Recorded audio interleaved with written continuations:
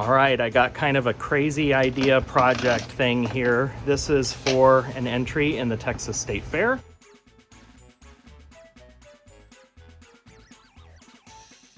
And the theme is Midway. And so I want it to really look fun and carnival and festive, and I'm making all kinds of components, and I'm gonna turn this into a clock. Now, I have changed my mind on this project 17 times before I've even started it, but I think this is the winning plan. So I went to Hobby Lobby and found this frame. This is plastic, this outer piece, but I thought, boy, this looks like fun carnival, and it fits the idea that I had for using some stringers that have been draped into shapes and curves to really give me kind of a fun, festive feel. So I don't like the color, I need to paint it, but when you flip it over, it's got, this is fascinating to me. It's got this back that I think I can just unscrew and take this whole thing out and hopefully take the mirror out. And my project idea all along was to do this as a clock. So to create this fun, crazy, bonkers clock. And when I turn this over in the store, I see it actually, this frame setup is made for a clock. If it wasn't gonna be a mirror, it looks like it could be a clock. So if I can get everything to align correctly and drill my hole and do all the things right and cut this out, in theory, my clock mechanism will come out the back.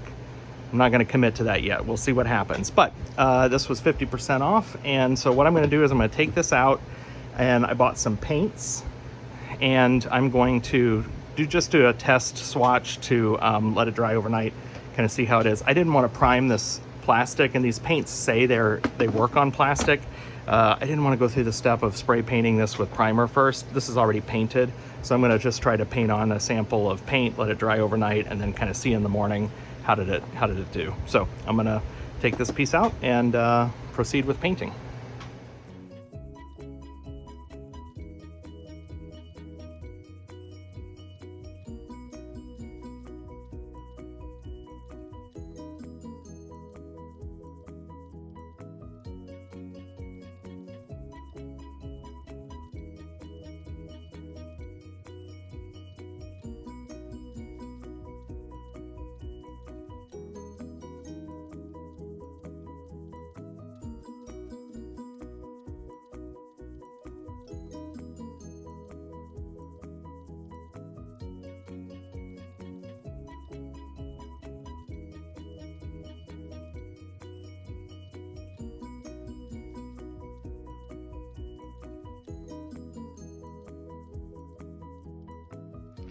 All right, my next component is I'm going to drape some stringers. This is actually a wine bottle rack holder mold from Creative Paradise, but I thought it would make some cool curves, so I've put some stringer over that. And then I have these are from Slumpies. I always put the links to stuff in my video notes, so you can go find it there, but these are little pattern bar slumping forms from Slumpies, and so I've arranged them, and I put more long stringers there, and then for all the bits that didn't fit that I had to snip off, I put down here on the bottom.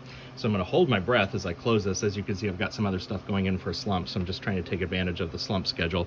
Hopefully these drape all the way down to where I need them to be, and then we'll see how I incorporate them into the piece. All right, so I made a lot of elements, pre-fired a bunch of stuff because I wasn't sure exactly how this project was going to come together, because honestly I keep changing my mind. But so I'm not going to end up using all the stuff that I fired for this project. Now I might use it in something else, of course, but not for this. So what I've got here is a black circle that I've cut, and I'm going to clean it up, and then I have the stringers that I draped over the wine bottle mold, and I'm going to lay these out in the fashion that I want, and then I'm going to glue them down really well. I'm going to snip off the ends, then I'm going to flip this piece face down and fire it face down so that these lines get really crisp in this piece. I've done something like this before in a previous video. It worked fairly well, so I'm going to borrow the same schedule. I'm going to do the same thing and hopefully have a very similar result. Now, this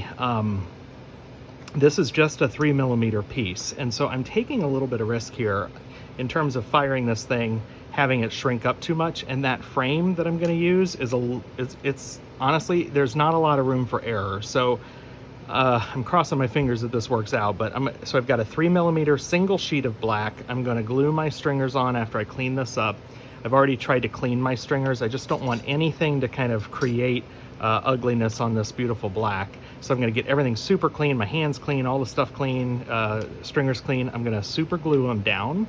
Then once I know that they're in place and they're fixed on there and they look good, I'm gonna very carefully snip the ends off, flip it, and fire it.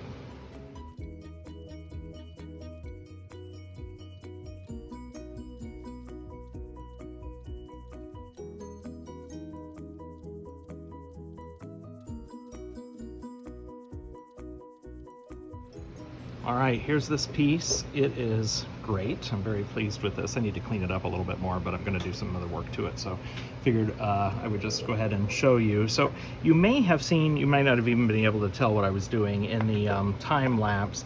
I used a Sharpie to just mark the center of this, and it's a silver Sharpie, which doesn't burn off very well, but it's fine because there's just a tiny dot, and I'm gonna drill this out because it's gonna become a clock. So I just needed to know exactly where to put my stringers and try to do the best that I could. I'm really pleased with the pattern. I think the layout there was great. Firing it upside down is great. There's was only one layer of glass, so you can see the texture of the stringers, which is kind of fun, but that's the back of the piece. Now, the stringers did, I clipped them off at the ends, and they did kind of go over the edges a little bit. This piece has to be cold worked, but it's gonna go back into the kiln for another full fuse anyway, so I might, and then need to be cold worked and then back in again. So I'm not gonna worry about these right now because it's going in for a couple of other firings and I'll have plenty of opportunity to fix that later. Because this is going to be a clock, I need to drill a hole in the middle. So before I go back in for another full fuse, I'm gonna go ahead and do my middle hole now, and then I'm gonna just put a little fiber paper in there. Because this is a single layer, I actually expect it might spread out a little bit, so I might have the opposite problem. Rather than if it was a full fuse, or excuse me, if it was a 6mm piece or bigger, you'd worry about your hole closing up in a full fuse. But because this is only a one single piece of glass, and I'm gonna do a full fuse for the next firing, it may actually open up a little bit. So here is my clockwork. I got these from Amazon. They're in my Amazon store. And you have to pay attention to how tall your arbor is to make sure, is that an arbor? Is that what that's called? To make sure that you get all the way through your glass and, you know, kind of all the stuff. So anyway, make sure you pay attention to that kind of stuff when you're purchasing. So now it's time to drill my hole. This always makes me nervous. This arbor, I don't know if that's what it's called, but that's what I'm gonna call it. This says, I don't know, 2.4mm. This is a digital calipers, also in my Amazon store. I love these things. It comes in a lot more handy than you would think. So I don't know, 2.3, 2.4 diameter. And then I have these diamond saw or drill bits that also came from Amazon, also in my store. And this one, the inner diameter of this thing looks like 2.5 or so. So this hole might be just, this would be perfect if I weren't firing it anymore, but because I'm gonna fire it again, it might open up a little bit more, so I think I'm gonna be good. So I'm gonna use this to drill my hole. I'm gonna move this out of the way. Now I've done this in another video and it worked out fine, so I'm gonna do it again. Rather than put this whole thing in water and, you know, kind of get to a big giant mess, instead I've used this. This is just putty or clay, you know, that you find it. I think I got this at Walmart in the art aisle, you know, for $2 or something. So what I'm gonna do is I'm gonna put, clearly I've used this before, I'm gonna put a little ring of this clay, this art clay putty stuff, and press it down really well onto my glass, create a seal, and then, why am I having such difficulty getting this out? There we go. And then I'm going to fill this with water and then just make a little water reservoir in here. And that'll keep my bit cool while I drill this out. So I am more concerned about doing this well than filming it for you. So I don't know that the angle, I'll probably be in the way with the drill. You're probably not gonna be able to see very much. This is not a teaching video. This is just you watching over my shoulder. And so I'm gonna do it the way I need to. This is not sticking because this has dried out a little bit. So I'm gonna pull off this part that's kind of dry and old. The rest of this is nice and sticky. Anyway, yeah, I'm not trying to teach you how to drill a hole. I'm just showing you what I'm doing, and then you do you. But I'm gonna film it, but it's just not necessarily at the best vantage point for you, probably. Okay, I think that's on there well enough. I'm gonna get my drill, get everything ready, and cross your fingers that I get through this glass cleanly without cracking it.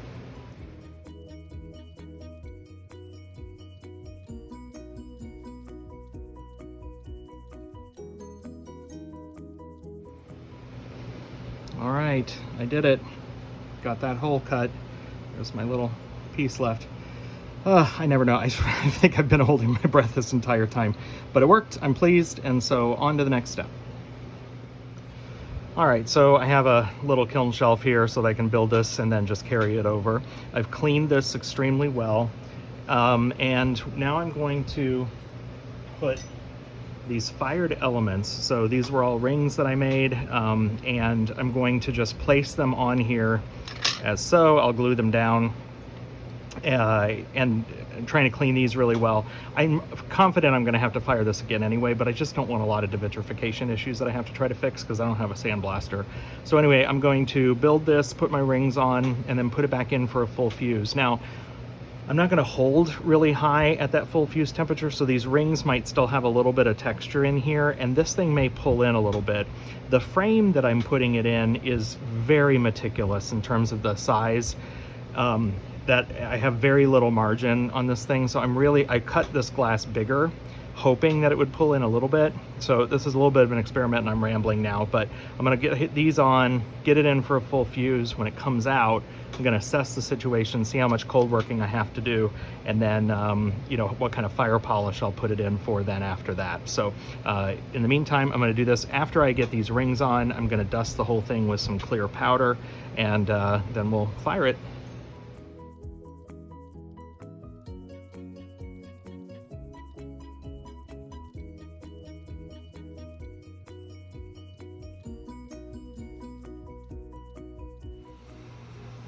All right, so I've been painting this crazy frame, and I'm not done with it yet. I still got more to do, but I pulled this glass piece out last night, and the colors are like a perfect match. As I feared, this hole actually got bigger in the middle, but I've got a solution for that, so stay tuned on that. I'm not in love with, for those of you who are glassies like me, you can kind of see, you know, some, I don't know, just crud in the rings here, kind of on these rims, and I don't love that. So one of the solutions would probably be to just sprinkle it with clear powder and refire and hope it goes away, or to sandblast it and then fire polish it. I don't have a sandblaster. I'm not convinced that if I just sprinkled this with clear, you wouldn't still be able to see this. So and I guess I just don't know that I have the time or the energy for another kiln firing. So I may just decide that this is good enough. Yeah, that may be where I am. But look how gorgeous these colors are. It's a nice fuse on this. I'm real pleased with this. And then I don't remember if I said this in the video or what. I thought I was going to need to do some cold working around these edges here. They fired at a full fuse. They fired a little bit better even on the second time around. Now, if I was turning this into a bowl or a plate or something, then I would want to fix these. But actually, this is going to be hidden by this frame of the mirror, by this frame on this frame, and so I don't think I even need to cold work it. And then what's even crazier is that I was kind of taking a guess at how much glass I was going to need. So I cut this black piece bigger than I needed because I knew it would shrink in since it was only a single layer. And that kind of 6mm rule would apply. And I knew I was firing it a couple of times. And I knew that the rings would be adding some volume of glass. So it was a little bit of shot in the dark, and I figured I was just going to have to fire it after cold working it to get it to fit. And I'll be damned if it's not almost a perfect fit. I mean, truly, this was never going to sit in here perfectly. I was always going to have to like use some adhesive or something to get it to work, but I don't think I have to do a thing to it. So it's kind of crazy and lucky the way that turned out. So now given the fact that I don't really want to fire this again, I'm going to clean this all up, and I'm going to continue to work on this frame though. So what I'm going to do next, the colors, I'm delighted with how well the colors match, but this looks a little rough. It looks painted, and I didn't want to paint this piece. I kind of like the silver pop that you get, and it kind of gives me a little bit of a Midway vibe, you know, too, from, you know, metal cars, or, you know, on the Midway, or that kind of thing. And so and I like actually kind of the black antiquing that you see that's on this. Hopefully you can see that, hopefully.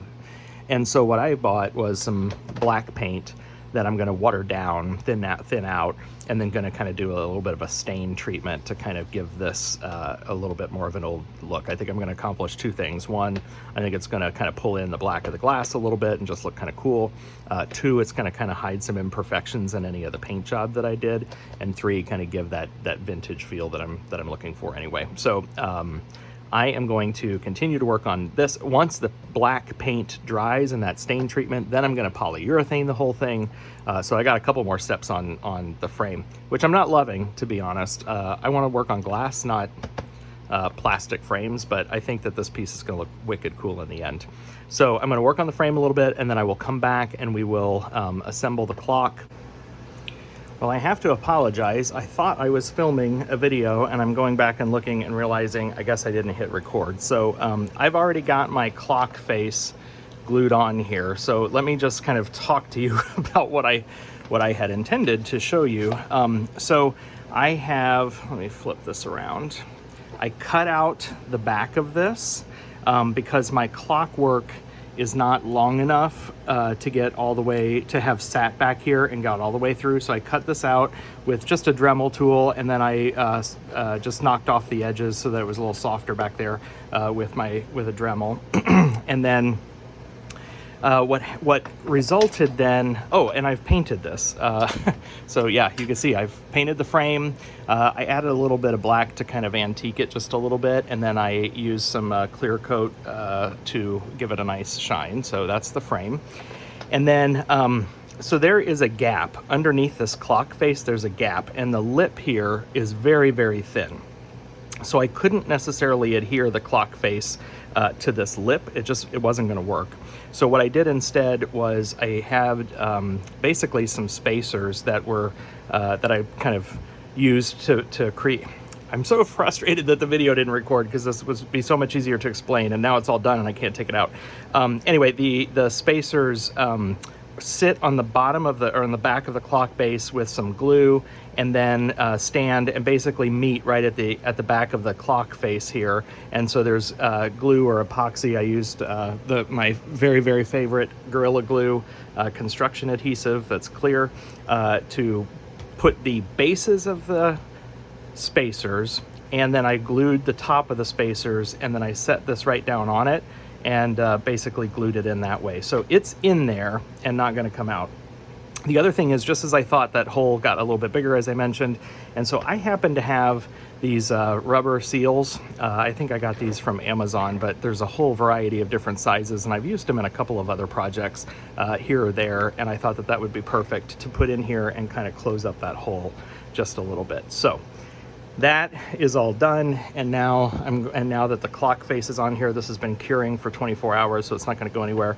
So I'm going to put the trim ring on, and then once I have that on, I'm going to install the clock face. So be right back. All right, now that I got the ring on here, and it attaches with little screws, and I got that back on just fine. So now let me see if I can do this one-handed. So I'm going to take the clock piece, I'm going to put it through the back here. Oh, I need to put, and your clockworks are going to have instructions. There's a little plastic washer, so I need to put that, or a little kind of plasticky, rubbery washer. Put that on, and then feed that up through the hole. And then got a little brass washer here, a little brass nut, and just tighten that down.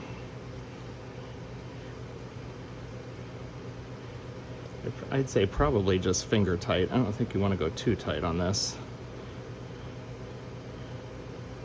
In my case, now that I've used this little rubber washer, or little ring seal thing, that kind of gives it a little cushion too. So, all right, now here are the clock hands. These came with a kit that I bought. So there's lots of these on Amazon. As a matter of fact, I'll make sure that in my store I have a couple of options just in case you're interested. There were some that were pretty neat that I thought I might paint, but I thought this green was close enough. Now these things seem like they're made out of beeswax. They're so thin, so you got to be really careful not to bend them as you're putting them on. So in this case, you put the hour hand on first, and there's probably a lot of people watching this that are much more expert at this than I am. But you have to kind of really get it down in there, wedge it down in there. And then the minute hand next. And this is where, again, be very careful as you're putting it on not to accidentally bend your hands. You just got to kind of wiggle it and find the right spot. And then here's the second hand, which actually then just pokes down right in there. And there you go. So I guess I need to grab a battery and see if it actually works. But there is the finished piece with the clock on there. All right, I'm gonna go grab a battery and let's see if this thing ticks. And there we go, it works, yay. Thank goodness. So there it is. I am pleased with this project. I mean, obviously it would be fun to win. This is heading off to the fair and we'll see. This is a very wide open category for professionals. And so I don't know what I'm competing against. I could be competing against, you know, photography, other artwork like this, a whole variety of things. And so we'll just see. I will let you know how it goes. Okay, and so as I mentioned, wide open theme, lots of different competition. The theme again was State Fair, and specifically for this year's State Fair, it was Seen on the Midway. And so here again are some photos of the piece. I went with, you know, the Midway vibe of bright neon colors, you know, fun. Like I mentioned, there's that little bit of a rusty vintage metal-y vibe with the frame. Those hands on the clock glow in the dark, which is also fun. I just wanted a lot of bright color and kind of neon and give you a little bit of that Midway vibe.